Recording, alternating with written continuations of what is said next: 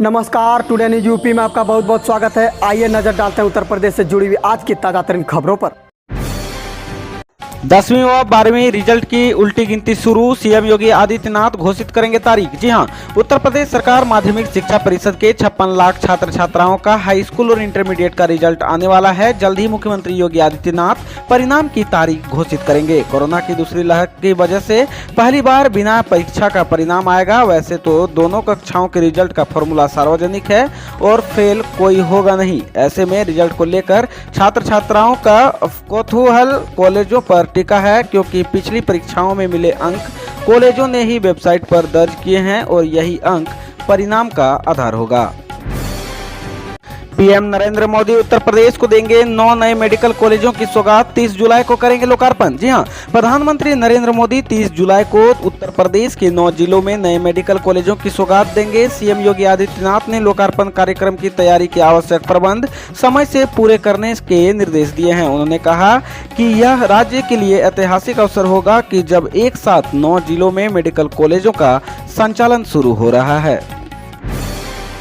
व्यापारियों के लिए सीएम योगी का नया आदेश, डीएम और एसएसपी करेंगे यह काम। जी हां, सीएम योगी ने व्यापारियों के हित में एक बड़ा फैसला लिया है। डीएम और एसएसपी को व्यापारियों की समस्या अब जिले में ही निपटानी होगी। महीने में एक दिन निर्धारित कर व्यापार मंडल उद्योग प्रतिनिधियों से साथ बातचीत की जाएगी। इसमें छोटे एवं बड़े सभी व्यापारियों की समस्याओं की सुनवाई करते हुए त्वरित निस्तारण किया जाएगा। मुख्यमंत्री योगी आदित्यनाथ ने उच्च अधिकारियों को बैठक में यह निर्देश दिया है।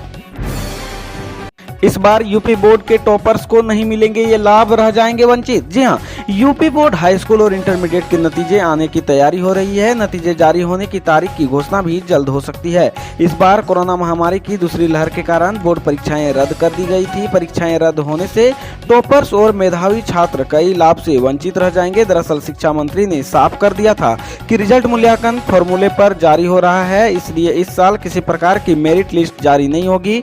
मेरिट लिस्ट न आने से मेधावी स्टूडेंट्स कई प्रकार के लाभ जैसे छात्रवृत्ति आदि से वंचित रह जाएंगे। यूपी के 217 शहरों में मुफ्त वाईफाई की सुविधा मुहैया कराएंगे नगर निकाय, दिशा निर्देश जारी। जी हां, नगर निगम वाले 17 शहरों समेत प्रदेश के 217 शहरों में लोगों को मुफ्त वाईफाई की सुविधा दी जाएगी। इसके लिए नगर विकास विभाग ने नगर आयुक्तों व अधिशासी अधिकारियों को दिशा निर्देश जारी किए हैं। इसमें बड़े शहरों में 2 स्थानों पर व छोटे शहरों में 1 स्थान पर मुफ्त वाईफाई की सुविधा की व्यवस्था करने को कहा गया है। लाखों कर्मचारियों के लिए अच्छी खबर, अगस्त में बढ़कर आएगी सैलरी, अलाउंस भी होगा डबल। जी हां, केंद्र कर्मचारियों के लिए एक अच्छी खबर है। भारत सरकार ने महंगाई भत्ते में बढ़ोतरी कर दी है। इससे अगस्त में कर्मचारियों की सैलरी बढ़कर आएगी। फिलहाल Indian railway, department of post और सेंट्रल पब्लिक इंटरप्राइजेज में डीए बढ़ाने का फैसला लिया गया है। यहाँ कार्य कर रहे कर्मचारियों को डबल फायदा होने वाला है। दरअसल सरकार ने डीए के साथ एचआरए में भी वृद्धि कर दी है। वित्त मंत्रालय ने कहा कि 1 जुलाई से 28% डीए को मंजूरी दी गई है। कर्मचारियों और पेंशनरों को बढ़े महंगाई भत्ते की रकम अगस्त से मिलेगी।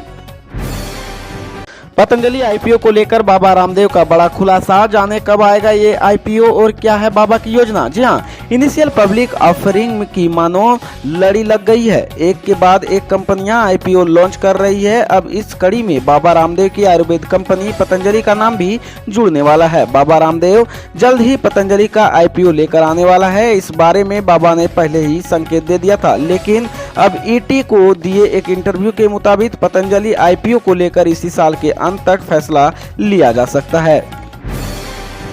मायावती हिंदुत्व को अपनी दलित राजनीति के साथ जोड़ेंगी, अयोध्या में पहले ब्राह्मण सम्मेलन की तैयारी। जी हां, बहुजन समाज पार्टी की प्रमुख मायावती भी अब हिंदुत्व का दामन थामने की तैयारी में नजर आ रही है और इस तरह वो भी भाजपा के मुकाबले के लिए सॉफ्ट हिंदुत्व कार्ड खेलने के मजबूर नेताओं और पार्टियों की एक लंबी सूची में शामिल हो गई है। बसपा प्रमुख ने ब्राह्मण सम्मेलन की शुरुआत आने वाले हफ्ते में अयोध्या से करने का ऐलान किया है। पहले ब्राह्मण सम्मेलन के आयोजन का स्थान महत्वपूर्ण है, क्योंकि निर्माणाधीन राम मंदिर के भाजपा के चुनावी अभियान में प्रमुखता से छाए रहने की संभावना है।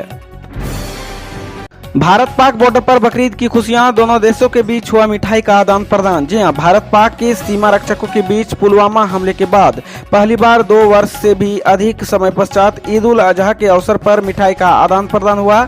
ईद के अवसर पर जैसलमेर बाड़मेर से लगती अंतर्राष्ट्रीय सीमा पर कई सीमा चौकियों पर भारत के सीमा सुरक्षा बल ने पाकिस्तानी रेंजर्स को ईद के मौके पर शुभकामनाओं के साथ मिठाइयां भेंट की। उत्तर प्रदेश में नियंत्रण में है कोरोना संक्रमण, बीते 24 घंटे में सिर्फ 55 नए मरीज मिले। जी हां, मुख्यमंत्री योगी ने कहा कि उत्तर प्रदेश में कोरोना महामारी की दूसरी लहर पर प्रभावी नियंत्रण बना हुआ है। हर दिन 2.5 से 3 लाख टेस्ट हो रहे हैं, जबकि पॉजिटिविटी दर न्यूनतम है। जनपद अलीगढ़, बलरामपुर, एटा, महोबा, ललितपुर, हाथरस, श्रावस्ती में अब कोविड का एक भी मरीज शेष नहीं है। ये जिले अब कोविड संक्रमण से मुक्त हो चुके हैं। 40 जिलों में एक्टिव केस की संख्या इकाई अंक में शेष है। संयम और जागरूकता के प्रयासों से बहुत जल्द यह जिले में भी कोरोना मुक्त हो सकते हैं। विगत दिवस किसी भी जिले में दोहरे अंक में नए केस की पुष्टि नहीं हुई। 45 जिलों में संक्रमण का एक भी नया केस नहीं पाया गया।